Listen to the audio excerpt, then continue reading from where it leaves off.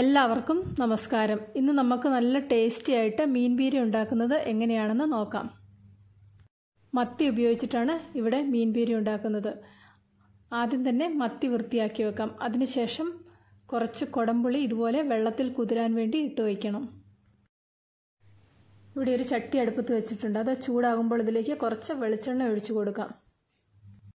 എണ്ണ ഇവിടെ നന്നായിട്ട് ചൂടായി വന്നിട്ടുണ്ട്. ഇനി ഇതിലേക്ക് കുറച്ച് ചെറിയുള്ളി നടുവെ മുറിച്ചത് ചേർത്ത് കൊടുക്കാം. അടുത്തതായിട്ട് ഇതിലേക്ക് ഒരു സവോള മുറിച്ചതും കൂടെ ചേർത്ത് കൊടുക്കാം.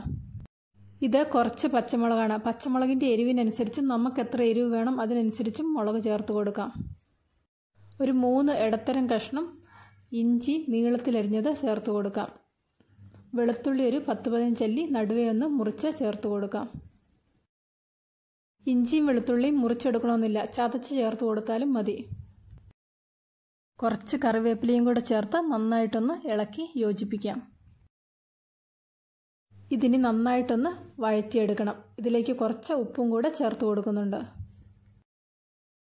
മീൻ പീര ഉണ്ടാക്കുമ്പോൾ സാധാരണ മീൻ കറി ഉണ്ടാക്കുന്ന അത്രയും അങ്ങോട്ട് വഴറ്റിയെടുക്കേണ്ട ആവശ്യമില്ല. ഈ വീഡിയോ കണ്ടിട്ടുണ്ടെങ്കിൽ അതിൻ്റെ ഒരു പാകം മനസ്സിലാകും. ചേരുവകളൊക്കെ ചെറുതായിട്ടൊന്ന് വഴന്നു വന്നിട്ടുണ്ട്. ഇനി ഇതിലേക്ക് കുറച്ച് മഞ്ഞൾപ്പൊടിയും കൂടെ ചേർത്ത് കൊടുക്കാം. മഞ്ഞൾപ്പൊടിയും കൂടെ ചേർത്ത് കഴിയുമ്പോഴത്തേക്കും വളരെ പെട്ടെന്ന് ഇത് വഴന്നു കിട്ടും. ആ സമയത്ത് കുതിരാൻ വെച്ചിരുന്ന കുടംപുളി ഒന്ന് നന്നായിട്ട് കഴുകിയെടുക്കാം. നന്നായി കഴുകിയെടുത്ത കുടംപുളിയും കൂടി ഇതിലേക്ക് ചേർത്ത് കൊടുക്കാം. ഇത് കുറച്ച് തേങ്ങ ചിരകിയതാണ്. 1/2 മുറി തേങ്ങ ചിരകിയതാണ് ഇതിലേക്ക് ചേർത്ത് കൊടുക്കുന്നത്.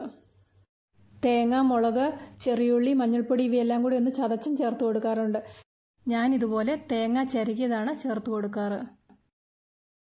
ആവശ്യത്തിനുള്ള വെള്ളവും കൂടെ ഒഴിച്ചു കൊടുത്ത് നന്നായിട്ടൊന്ന് തിളപ്പിച്ചെടുക്കാം. തിളപ്പിക്കുന്ന സമയത്ത് ഇതിലേക്ക് വേണ്ട ബാക്കി ഉപ്പും കൂടെ ചേർത്ത് കൊടുക്കാം. നന്നായി വെട്ടി തിളച്ച് കഴിഞ്ഞിട്ട് ഒരു 5 മിനിറ്റും കൂടി ഒന്ന് തിളപ്പിച്ചെടുക്കാം. അതിനുശേഷം വേണം ഇതിലേക്ക് വൃത്തിയാക്കി വെച്ചിരിക്കുന്ന മത്തി ചേർത്ത് കൊടുക്കാൻ. ഇവിടെ 12 മത്തിയാണ് മീൻ പീര ഉണ്ടാക്കുന്നതിന് വേണ്ടി എടുത്തിരിക്കുന്നത്. ഓരോരുത്തരുടെ ഇഷ്ടത്തിനനുസരിച്ച് മുറിച്ചെടുക്കാം. മത്തി നടുവെ ഒന്ന് മുറിക്കണമെങ്കിൽ അങ്ങനെ മുറിച്ചെടുക്കാം. അതിനുശേഷം ഇതുപോലെ ഒന്ന് ഇളക്കി കൊടുക്കാം. ഒരുപാടങ്ങ് ഇളക്കി മറിക്കേണ്ട ആവശ്യമില്ല. ഇതുപോലെ പതുക്കെ പതുക്കെ ആ ചാറൊക്കെ മുകളിലാകുന്നത് വരെ ഒന്ന് ആക്കി കൊടുക്കാം. അതിനുശേഷം ഇത് അടച്ചു വെച്ച് വേവിക്കാം. അടച്ചു വെച്ച് വേവിക്കുന്ന സമയത്ത് ഇടയ്ക്കൊന്ന് ചെറുതായിട്ട് ഇളക്കി കൊടുക്കണം. നല്ല ടേസ്റ്റി ആയിട്ടുള്ള മീൻ പീര ഉണ്ടാക്കുന്നത് എങ്ങനെയാണെന്ന് മനസ്സിലായില്ലേ?